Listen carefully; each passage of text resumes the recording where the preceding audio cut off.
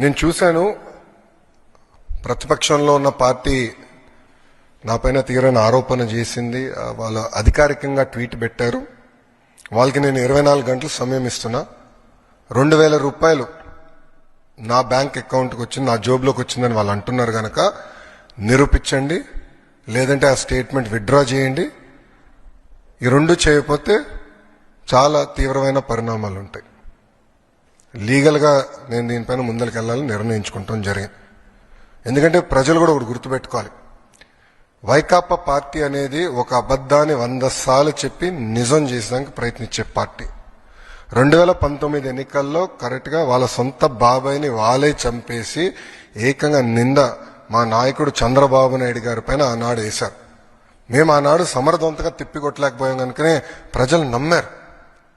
కానీ ఇప్పుడు చూడండి, చెల్లెలు చెప్తున్నారు ఏం జరిగిందో.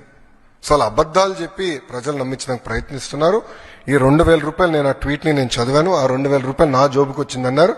వాళ్ళు నిరూపించాలి, లేదంటే ఆ స్టేట్మెంట్ వెనక్కి తీసుకోవాలి, లేదంటే to the fullest extent of the law I will take action against them.